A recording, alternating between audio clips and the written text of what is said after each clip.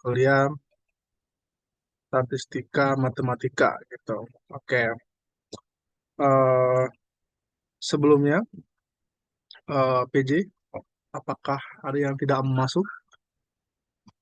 Ini baru 32, 31 berarti. 32 sama saya tuh.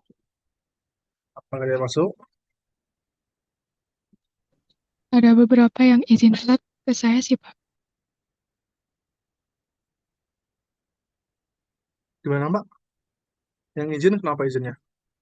Izin telat, ada yang lagi sholat dulu. Oh, izin telat. Oke. Berapa orang yang belum masuk, Mbak?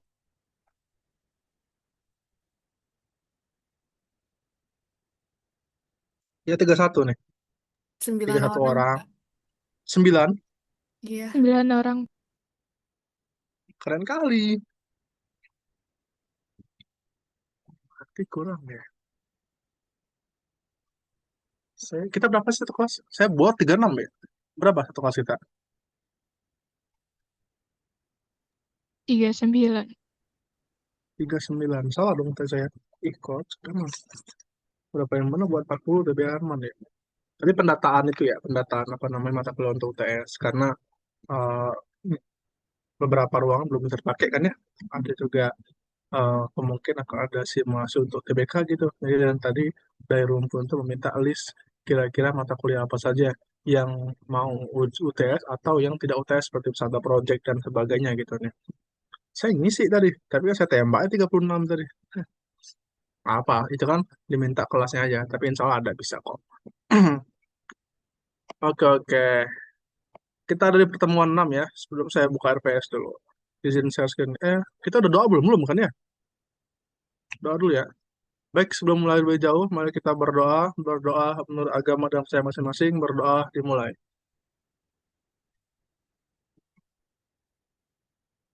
Berdoa selesai. Oke, thank you very much. Ya, kita mulai belajar.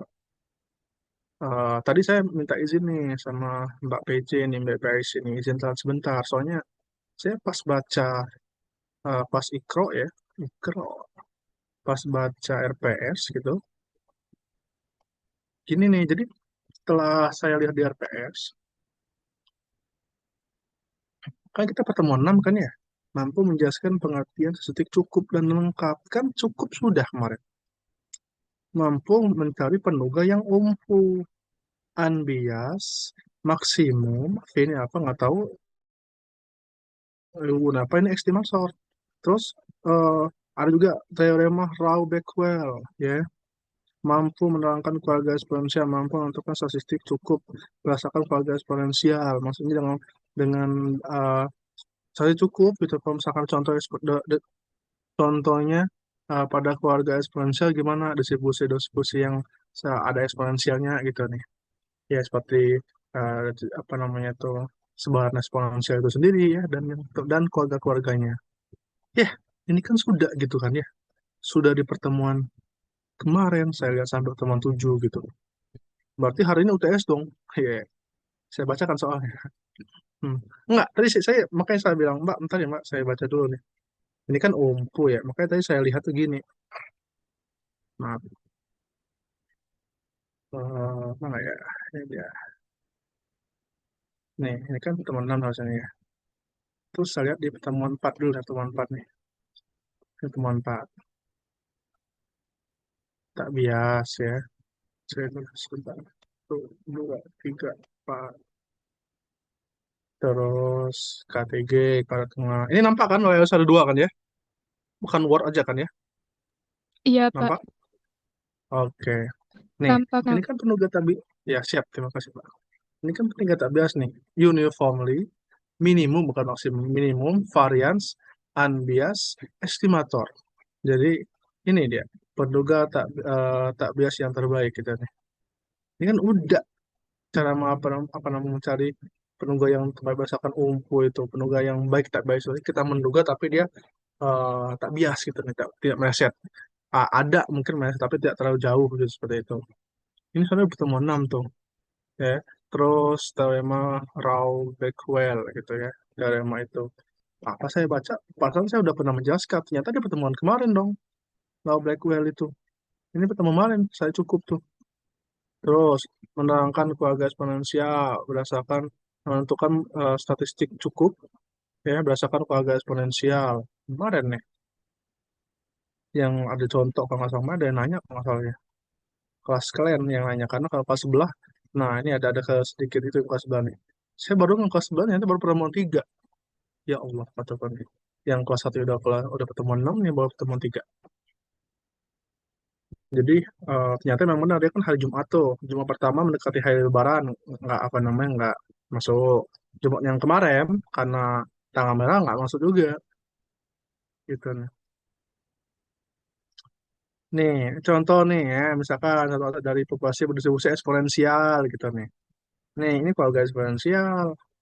Nah contoh seperti ini ya. Eh, satu asa bersebut bernauli. Nah kan seperti ini udah. Ini contohnya gitu nih. Eh, ya udah selesai. Paling untuk pertemuan depan kita offline ya atau online jadwalnya Mbak? Offline. Offline. Oke, Bismillah ya. Semoga nanti saya akan membuat soal lah, contoh soalnya. Nah, kemungkinan minggu depan saya akan membahas tentang soal-soal persiapan UTS gitu aja ya. Nah, belajar nanti kemungkinan soal-soal UTS-nya dari sana, tetapi apa namanya sedikit berbeda lah. Saya mungkin akan membahas satu berapa soal gitu ya, terus saya kasih tugas. Nah, kemungkinan soal tugasnya dari sana. Kalau saya nggak usah banyak-banyak sih start mat gitu ya, karena kan yang namanya start mat ya. Mata kuliah jenaka ini emang yang lucu mata kuliah ini emang. Saya aja ngulang kemarin tuh pakai satu. Udah ngulang enggak juga berubah nilainya, sama aja itu. Ya, artinya memang mata kuliah yang keren memang. Gitu. Nah, terus saya lihat ini kan PPT Ibu Koli ya, saya minta sama Ibu Koli, udah habis materinya benar sesuai sama RPS. Jadi mungkin Ibu Koli kemarin itu menjelaskannya ya dia misalkan 2 sampai 3 slide udah gitu nih. Terus lebih dikupas lebih dalam gitu. Kalau saya habisin tuh gitu nih. Nyata itu udah sampai materinya ketujuh. Nah, oleh karenanya mungkin untuk hari ini saya sedikit membahas tentang langsung di pertemuan 9 kulit-kulitnya aja. Tetap pakai materi Bu Poli tapi pertemuan sembilan karena ini mungkin akan menyangkut di yang sebelumnya ini dia dia itu apa namanya itu berurutan gitu nih. Jadi eh, walaupun saya agak melangkah sedikit Pak ini kan nanti gitu nih. Nah ini menyangkut untuk sebelumnya dan bisa untuk menjawab membantu bukan bisa membantu menjawab soal UTS gitu nih ya. Kalau misalkan saya sebutkan tahap-tahapan, misalkan, oh pertama misalnya seperti ini gitu kan ya.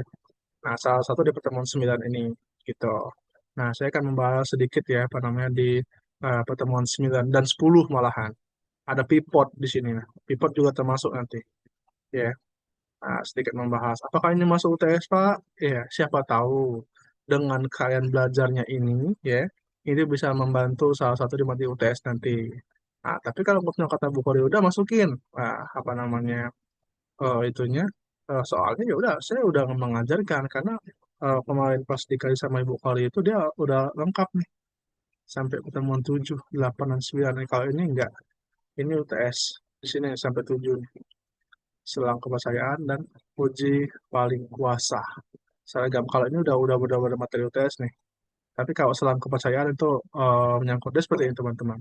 Kita menduga ya di dalam statement itu pertama kita menduga apakah hasil dugaan kita ini mendekati populasi atau tidak, mendekati data aslinya atau tidak, mendekati parameternya atau tidak. Bagaimana Pak cara mencari tahunya dia mendekati tidak? Ya, lihat, ya, dia ini merupakan penduga yang baik atau tidak. Bagaimana cara penduga yang baik Pak? Ya, ada yang kemarin ya, uh, umpu ya, umpu, ya tadi unbias, estimator apalah itu, pokoknya ujung estimator ya. Terus juga itu dia cukup statis cukup ya, coba lengkap dikatakan cukup tuh bagaimana ya kalau misalnya tidak ada mengandung parameternya misalnya kayak teta nggak ada tetanya gitu kan ya. Nah setelah itu bagaimana dia dikatakan baik hasil dugaan kita itu berada di dalam rentang atau selang kepercayaan. Misalkan seperti ini. Contoh dalam di dunia real ya. Eh, di kelas kalian ini itu kan ada misalkan berat yang sering saya contohkan tuh berat badannya adalah misalkan rata-rata berat badan kalian itu ada 65 ya. Nah, sedangkan di saat kita mengambil data sampel, kita mengambil sampel nih atau X1, X2 dan seterusnya gitu ya. Nah, contoh seperti ini. Sampel pertama, kata misalnya berat kalian itu misalkan 60, ya. Sampel kedua 61,5 misalkan, dan seterusnya gitu. Sedangkan kalau secara populasi, secara sebenarnya berat badannya adalah 65 gitu ya. Kalau tadi 61,5 gitu. Jadi kan itu kan ada selisih tuh, ya kan ya. Nah, dia dikatakan cukup bagaimana kalau tidak ada mengandung tetah di dalamnya gitu. Terus dia juga dikatakan baik atau dikatakan penunggal yang bagaimana kalau apa namanya dugaan kita itu berada di dalam rentang, berada di dalam selang kepercayaan kalau di statistik namanya. Kalau eh, non non eksak namanya di dalam rentang, ya.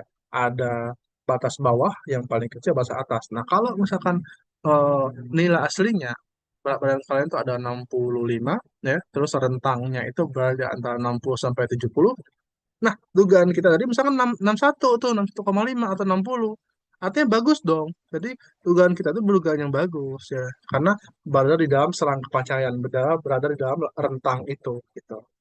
Bagaimana Pak cara menentukannya Pak rentangnya? Ada batas atas, batas bawah, under sama lower ya. Underpass itu beda lagi. Kalau underpass itu ribut ya, seperti itu. Nah, sekarang cuma kita bahas dulu sedikit ya. Siapa tahu tes. Secara itu ya cuma 17 slide kok. 17 dikurang 2 tinggal 15 slide. Oke. Kurang 2 apa Pak? Kurang 2 terima kasih sama koper. Jangan-jangan kurang 3 nih. Nah, kurang 3 ada satu. Nah, 2 kurang 3. 17 kurang 3 14. 14 apa namanya slide. Oke, kita baca pelan-pelan ya. Saya ajarin dulu. Nanti saya kupas sedikit apa namanya itu yang minggu kemarin juga.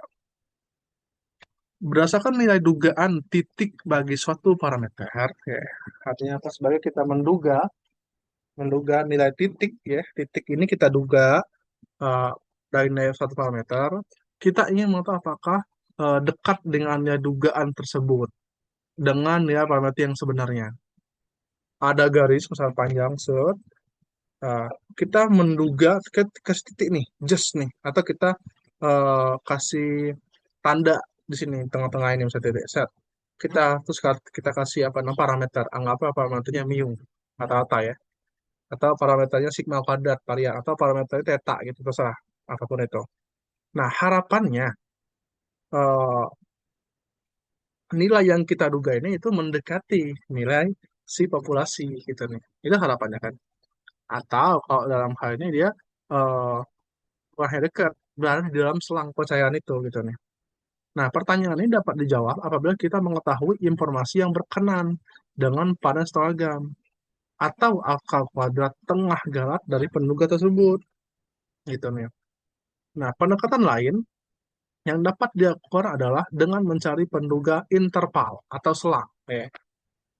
Nah, katanya bisa dengan menggunakan atau bisa menggunakan selang. Jadi kalau misalkan titik duga itu berada dalam tas selang, berarti kita benar kita nih. Kalau kalian pernah melihat apa ya, lempar itu misalkan ya, misalkan lempar panah. Hmm. Nah ini ya, jadi sebentar. Hei, saya bukan mau beli, saya mau contoh aja. Nah, ngapain ini ya? Perhatikan kesini, saya kasih ilustrasinya. Nah, kalau misalkan ya, ini kan ada lingkaran ya.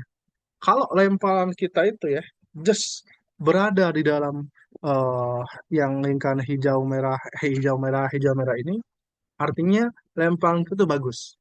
Dugaan kita bagus. Apalagi di dalam ini gitu nih. Tapi kalau udah di luar dari lingkaran yang hijau merah ini, dia bias, kurang bagus. Misalkan dia di sini di warna hitam ya, yang atau di dekat angka 1 atau di dekat angka 20 atau dekat angka 19 gitu nih. Pokoknya di luar itulah. Maka dugaan kita itu dugaan yang kurang baik atau bias seperti itu. Ya. Nah, bagaimana Pak kalau misalnya kita ingin tahu apa namanya tuh dia tuh yang pengen kita bawa setengah ya salah satu cara dengan menggunakan dugaan tadi atau selang percayaan. Kalau misalkan kita mengenainya dari sini ya, dari tengah-tengah ini ke garis paling ujung, nah itu bagus. Misalkan dari sini ke sini bagus. Nah, kalau dia berada di dalam ini dia bagus gitu. Gitu ya. Saya kasih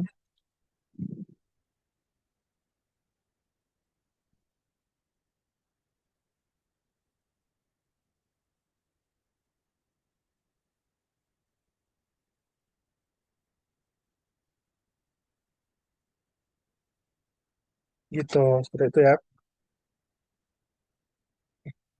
Apa nih? Nanti kebeli nanti. Tiba-tiba aja. Bilang aja lah.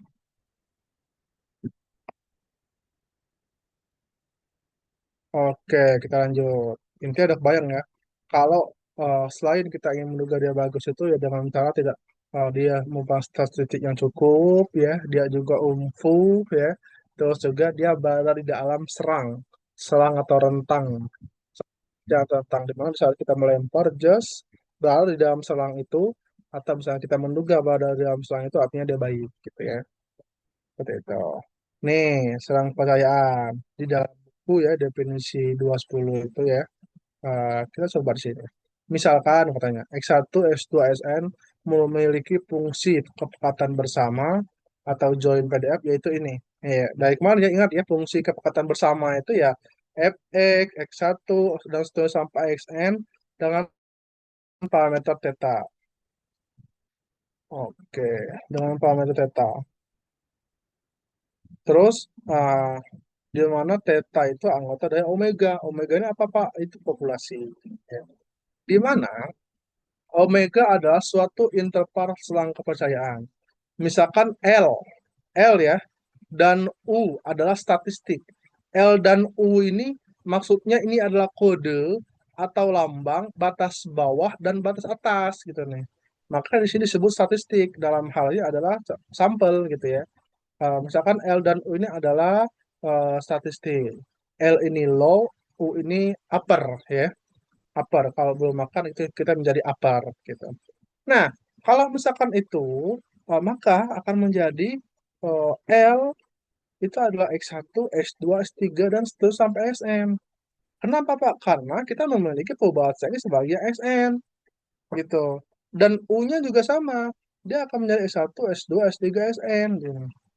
Jika suatu percobaan menghasilkan data X1, X2, X3, Xn, maka kita akan memiliki nilai amatan. Eh, L X1 S2 SN dan U X1 S2 SN. Maksudnya seperti ini. Kita ada perubahan acak ya. Ya, ambillah sampelnya. Sampel X1, X2 dan seterusnya sampai Xn ya. Setelah kita ambil sampelnya, kita bisa dapatkan fungsi kepekatan bersamanya atau join PDF-nya yang ini. Fx1, X2, S3 dan seterusnya sampai Xn theta gitu ya. Nah, anggaplah ada dua statistik nih, ada L, ada U. Oleh karena data kita ada sampel X1, X2, X3 sampai Sn, maka ya percobaan U dan L ini atau L dan U mendapatkan nilai amatan sama L X1, X2, X3 dan seterusnya sampai Sn dan U X1, X2, X3 dan seterusnya sampai Xn seperti itu. Semoga bisa dipahami. Saya nggak tahu saya kok. Oke, nah sekarang yang di dalam tabel ini ya, sebentar, sebentar.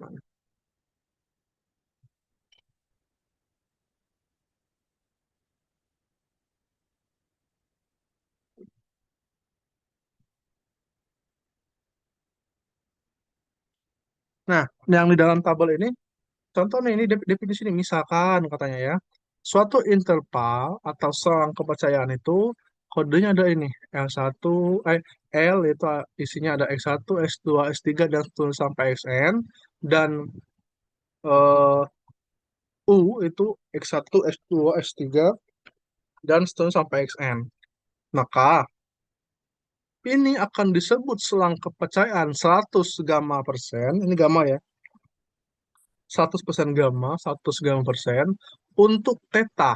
Jika peluang atau PLX1, S2, dan seterusnya sampai Sn lebih kecil dari theta, lebih kecil dari U-nya sama dengan gamma.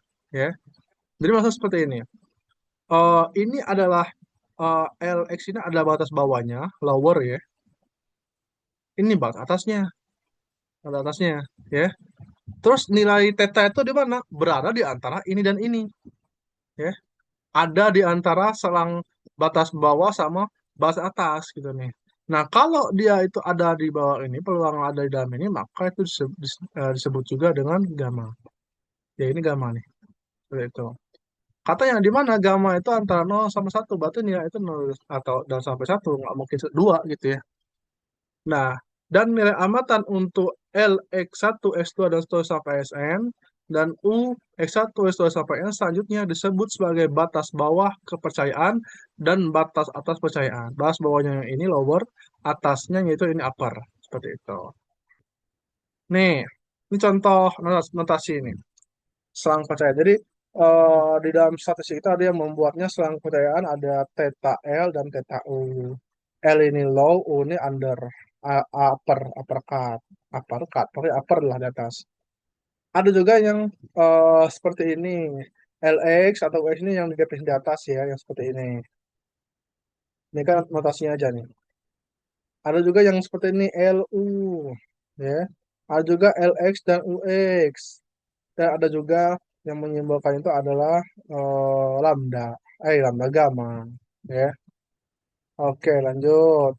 Nah, ini selang kepercayaan nih. Selang kepercayaan tanpa ada populasi, misalnya suatu populasi diambil sampel, sampel pertama, sampel kedua, sampel ketiga, dan seterusnya sampai sampel ke N.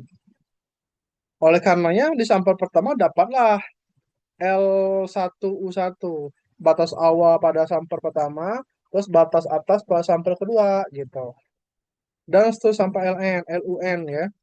Nah, di sini kan dapatlah LX1, UX1, LX2, UX2, gitu dan seterusnya ya. Nah, ini itu dinamakan dengan selang kepercayaan 100 gamma persen atau gamma normal gitu ya. Ini misalkan satu percobaan acak dilakukan sebanyak n kali, diulang terus saling bebas, dan masing-masing dihitung selang acak lower sama uppernya. Bila percobaan tersebut menunjukkan N, maka kita harap bahwa 100 gamma persen selang kepercayaan tersebut selang tersebut akan mencakup nilai parameter yang sebenarnya. Ya maksud seperti ini. Di saat kita mendapatkan populasi, ada populasi ada data-data ya, data-data itu harus sampel-sampel kita masukkan yang kita harapkan itu ya secara 100 gamma persen ini nilai estimasi dugaan kita itu berada di dalam selang utama atau berada di dalam intervalnya seperti itu ya. Oke, lanjut definisinya ya. Definisi one side confidence limit dan atau batas kepercayaan suatu sisi. Jika P, Lx1, S2, sampai Sn lebih kecil dari 0, maka Lx sama dengan Lx1, S2, dan seterusnya sampai Lsn gitu. Jika P, ini beda lagi, jika P, theta lebih kecil dari U, ya, dibanding nilai U itu adalah X1, X2, dan X3 sampai Sn, maka nilainya itu adalah gamma, eh, itu disebut juga dengan gamma, maka UX sama dengan UX1, X2 sampai Xn itu disebut batas atas kepercayaan 100% gamma, 100 gamma persen bagi theta seperti itu. Pokoknya intinya selain dia UNFU ya, selain dia apa namanya tak bias, eh, harapan kita, pendugaan kita itu berada di dalam selang interval atau selang kepercayaan. Kalau di dalam itu berarti dikatakan data itu bagus seperti itu, dugaan kita bagus ya. Pivot, nah pivot ini kan pertemuan selanjutnya nih, teman pivot ini. Kalau secara PS ya, tadi nggak kita bahas sedikit. Metode pivot merupakan suatu teknik atau cara yang bersifat umum untuk memperoleh penduga selang. Jadi sifatnya umum untuk mendapatkan selang percayaan itu. Pivot adalah suatu kuantitas yang bersifat acak dan memiliki ciri-ciri sebagai berikut. Pertama, Pivot adalah fungsi statistik dari parameter yang diduga. Parameter tersebut merupakan suatu parameter satu-satunya parameter. Yang kedua, mempunyai sebaran peluang yang diketahui dan tidak bergantung pada parameter. Nah, dalam pivot ini peluangnya eh, tidak bergantung pada parameternya gitu. Tapi dia ada seperti itu. Example nih, contoh. Misalkan S1, S2, Sn memiliki fungsi kepekatan peluang bersama yang ini tadi ya.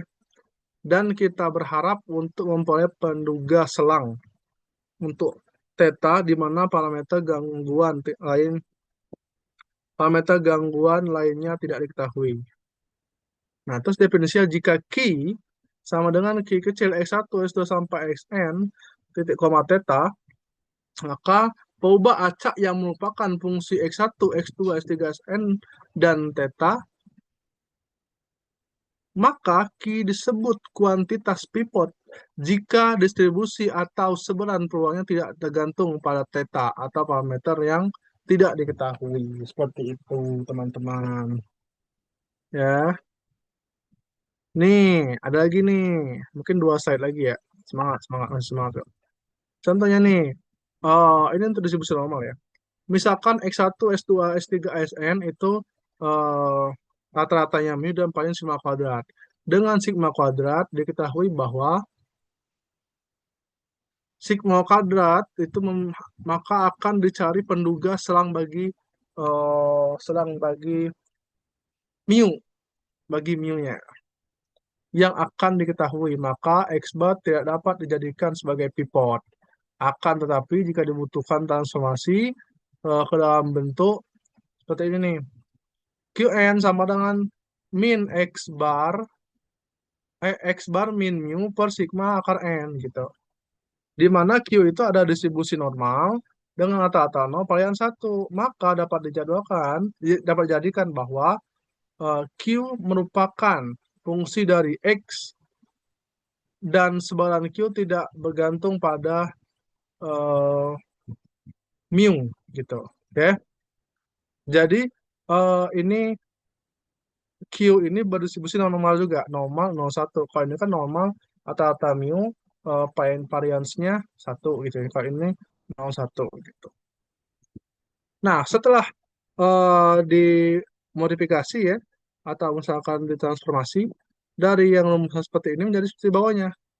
F Q Q 1/2 V eksponensial pangkat min 2/2 gitu. Ya. Sambasnya udah mau tanyakan? Ada?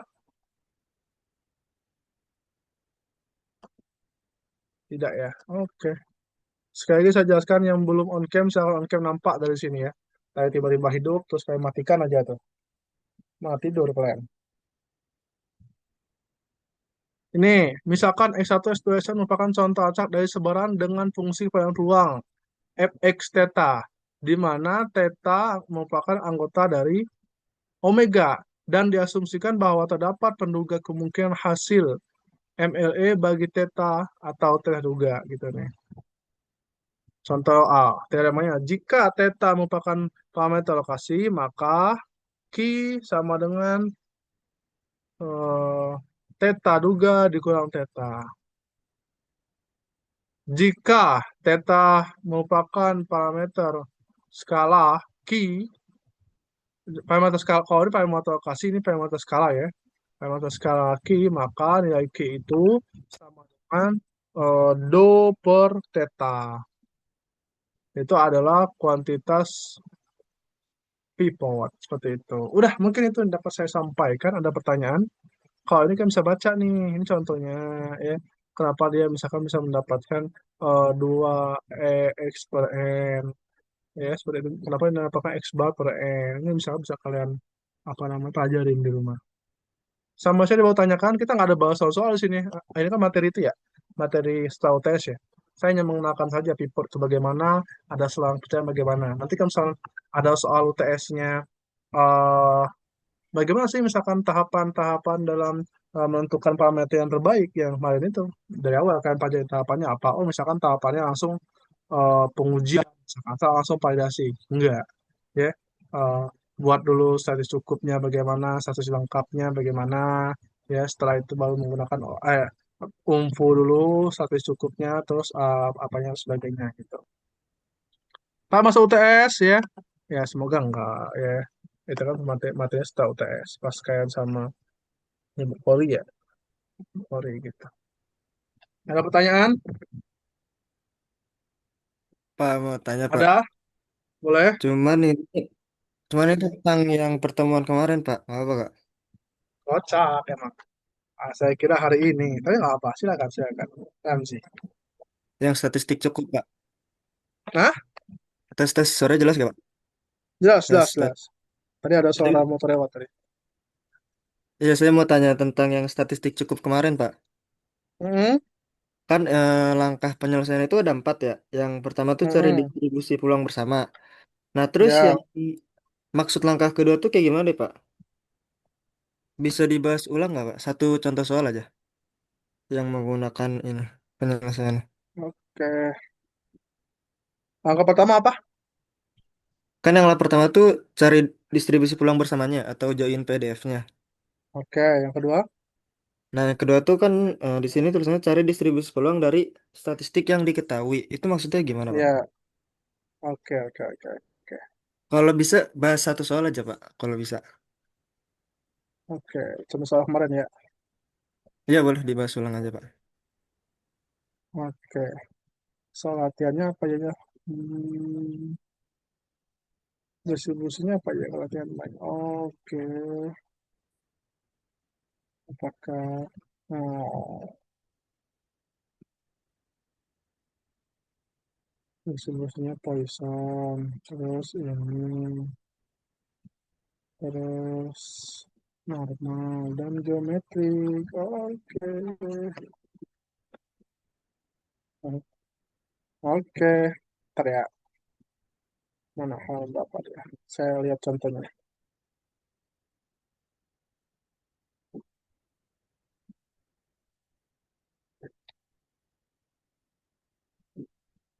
Mhm.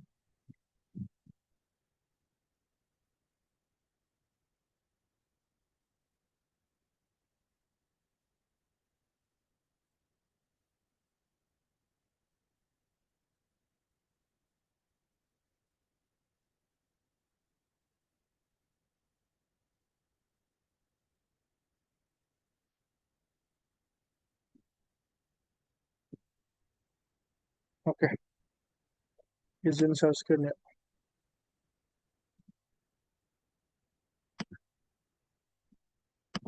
Oke, perhatikan ya teman-teman ya.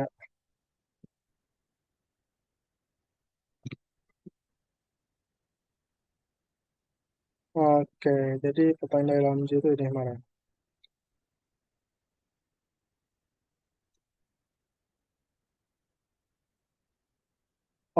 Dalam hal mencari apakah itu merupakan statistik cukup atau tidak itu tahapannya ada empat. Pertama, cari distribusi peluang bersama atau gabungan. Kalau misalkan dia sendiri fx, misalkan parameter theta ya. Jadi f dalam kurung x, koma atau titik koma theta udah gitu kan. Tapi kalau misalkan dia distribusinya bersama, jadi f dalam kurung x1, x2, x3, x3 dan seterusnya sampai xn, theta gitu kan ya. Nah, kita dari awal dulu. Nah, jadi kalau misalkan dia uh, hasil bersama, jadi fps-nya banyak gitu. Seperti itu ya. Nah, terus yang kedua poinnya adalah cari distribusi peluang dari statistik yang diketahui. Kan biasanya di dalam soal itu udah diketahui ya. Misalkan dia itu berdistribusi apa? Poisson kah? Eh, Bernoulli kah? Atau misalkan eksponen kah? Atau normal kah? Dan sebagainya kan ya. Nah, kalau melihat contoh ini itu berdistribusi Bernoulli. Saya menjelaskan contoh ya karena ini tugas. Ini distribusinya Bernoulli. Kan Bernoulli itu yang munculnya adalah satu distribusi di mana hanya ada dua kemungkinan yang bakal muncul, gagal dan berhasil. Ya, kalau gagal itu key, ya, berhasil itu P. P itu berhasil, gagal itu key, atau gagal itu juga bisa 1 min P gitu kan ya, jadinya Q gitu.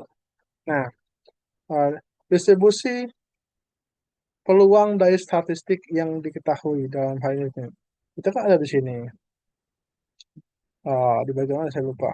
Jika terdapat jelas bahwa bla bla bla bla bla, pokoknya di antara dua ini apa namanya join sufficient statistik nih, apa namanya statistik apa ujian bersama nih. Nah, jadi ada di dalam pengertian ini ya. Sekarang kita tujuannya menghimpunan nama harus cukup. Nah, jika terdapat kabel parameter yang tidak diketahui dalam model, maka sangat sering akan terdapat sebanyak kabel saya cukup. Ya, oke. Dalam beberapa kasus, banyak saya cukup sama dengan jumlah parameter dan memang dalam beberapa kasus tidak melakukan reduksi pada jumlah fisik mungkin untuk dilakukan sehingga keseluruhan sampelnya menjadi cukupnya. Oke. Nah, maksudnya kita harus mencari dulu distribusi peluang dari statistik yang diketahui datanya. Kalau di sini misalkan parameternya adalah P. Nah, di sini saat menjadi parameternya P ya, nah dia nomor dua nih. Saat distribusi peluangnya itu P, kita mengetahui bahwa P itu merupakan perubahan acak binomial karena dia akan sebanyak n kali. Nah, n kali dan kejadian sukses dalam percobaan bernauli. Nah, kalau dia dilakukan sebanyak P kali, kalau dia cuma sekali itu kan bernauli. Tapi kalau udah secara berkali kan menjadi binomial.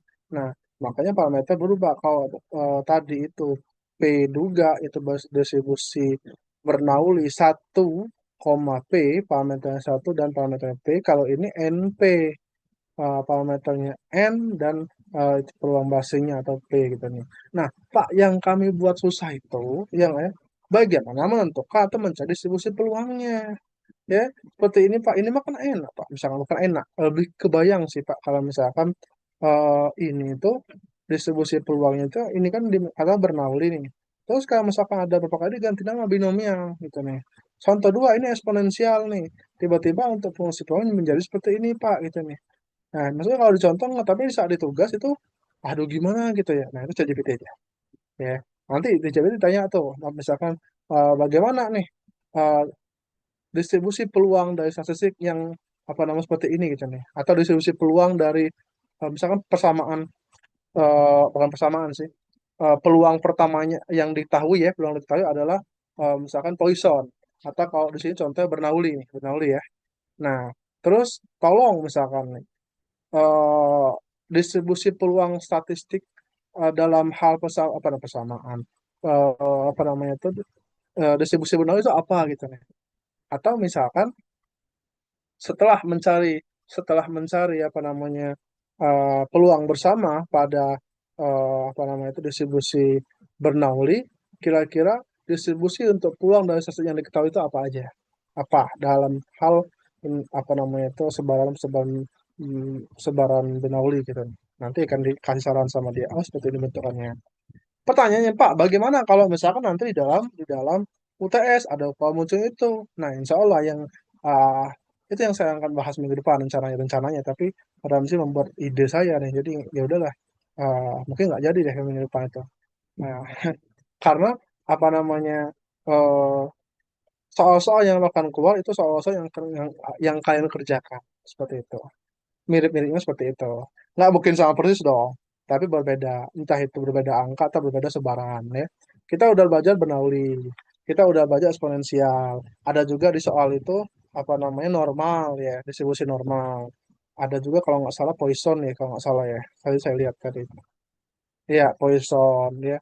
Ada juga distribusinya normal. Ada juga geometri. Nah, mungkin di antara keenam ini ya, ah, mungkin muncul dua gitu nih. Nah, tapi kan ini kan sama aja. Maksudnya S itu bentuk ini apakah S itu adalah penduga cukup bagi ini? Kalau ini apa nih normal? Apakah theta ini merupakan penduga cukup bagi apakah S ini adalah merupakan penduga cukup bagi theta? Nah, gitu aja. Nah, tapi mungkin agak berbeda apa namanya itu soalnya. Kalau misalkan ini XI, misal aja ya, nanti ada XI plus plus A1 misalkan gitu. Ya, ini kan nantinya akan apa namanya ada per kan ya, pernya. Ini sama saya lupa sih, bentar. pernya itu sama yang apa dan apa gitu. Oh ini dia. Lakukan pembagian letak fungsi dan fungsi dua yang ini nomor poin ketiga ya. Itu pernya itu antara eh, fx bersyarat p duga p ini untuk yang itu ya Bernoulli ya. Itu adalah fx p dan f p duga p duga titik p gitu. Kalau ini untuk x-nya, kalau ini untuk apa namanya estimasi peluang berhasilnya. Nah, atau di sini nih maksudnya di sini nih. Kalian akan memperkan apa? Perkan ini ya sama ini yang bawahnya, sama yang ini. fx yang di sini mana ya? Ini fx ini ya mungkin ya. fx ini sama kalian perkan sama fx yang ini ding. Ini nih. Fungsi bersamanya sama yang ini yang bawa fx ini ya. Gitu. Seperti itu, Ramzi, caranya. Kalau belum tahu, ya bagaimana penentuannya. Misalkan seperti ini, kalau Bernoulli, itu akan menjadi binomial, kan ya. Kalau misalkan eksponensial itu akan menjadi gamma, kan ya. Nah, kalau belum tahu, tanya ChatGPT dulu, terus diingat dan dipahami. Ya, ini aja, ini jujur deh, ini aja saya baru ngeh pas saya jadi dosen. Ah, dulu mah nggak, orang saya ngulang kok. Tapi jangan diikutin, saya ngulang nggak berubah nilainya. Bagaimana, Ramzi? Oke Pak, ntar coba dicari tahu lagi. Tapi ntar UTS pakai cheat sheet kan Pak? Atau belum tahu? Ya tergantung kesepakatan kita mau pakai atau enggak. Kalau nggak pakai mudah, pakai sulit. Open book juga boleh, tapi lebih sulit. Kalau kami itu Ya udah terserah Pak, Pak. terima kasih. Kalau apa namanya mau open book juga nggak ada ngaruh, juga nggak ngerti kan. Dulu dulu, dulu. Karena kasusnya mungkin sama ya kita ya. Kasusnya kami dulu di posisi dapat dapat start itu COVID 2020 ya. Kami dapat semester 4 ya, 4 dan 5. 4 itu saya masuk 2018, 4 itu 2020. Jadi COVID. Pertama matang muncul COVID. Mati. Dulu belum ada ChatGPT. Buku tuh udah banyak, ada bagi dua layar, teman-teman bagi dua layar. Udah nggak, udah KU lah. Makanya di tahun depannya ngulang, nggak berubah. Gitu. Udah deh, dibawa pulang DC-nya. Dibungkus. Ada lagi mau tanyakan? Tapi jangan diikutin belajar ya. Saya berusaha semaksimal mungkin biar kalian tuh tidak merasakan apa yang saya rasakan. Cukup saya dapat C, kalian jangan gitu. Ya. Ini kalau ganti apa cukup saya yang Indonesia anakku jangan, nah itu viral nanti. Tapi cukup saya yang C, kalian jangan. Tapi kalau mau D juga boleh. Saya kasih dengan senang hati. Ada? Ada yang mau nanya lagi? Kita insya Allah ya, semoga lah ada apa namanya saya dapat buat soal. Minggu depan kita bahas-bahas soal aja, ya. Kalau seperti apa untuk UTS, ya semoga saya udah buat soalnya, ya doain aja. Atau nanti PJ hari Ahad ya Sabtu ingetin Pak buat soal untuk kami bilang, gitu. Nanti kan minggu depan terakhir kan ya, terakhir gitu. Nah, kita bahas-bahas soal aja lah. Ada lagi? Kalau udah nih, nggak sampai sejam. Soalnya tadi saya melihat, oh ini materinya udah selesai. Saya lihat di RPS ya, makanya saya bilang sama Mbak PJ tadi. Sama PIC ya, tadi ya. Mbak, ntar ya, wait, kata saya bilang. Udah selesai dong ternyata. Gitu. Nah, artinya minggu depan kita tetap masuk dan bahas-bahas aja. Ya, tapi jangan terlalu berharap sama saya. Maksudnya, Pak Alif nanti gini, nanti pas keluar soal kecewa kalian. Ya, kan soal bukan hanya saya. Ibu kali juga ada di sana kontribusi. Oh, misalkan, oh ini terlalu mudah nih, misalkan nih, gasi ini ya, misalkan, gitu. Kan saya sama Bu Kori, atau misalnya ada masukan dari dosen statistiknya, oh harus seperti ini biar lebih enak, gitu nih. Artinya apa? Tetap belajar. Ya, saya apa yang saya ajarkan. Udah, udah, udah mau ganti dosen kita nih. Ketemu lagi nih. Baik, jika selesai, silakan di stop recordnya. Nanti kalian apa namanya lama untuk convertnya.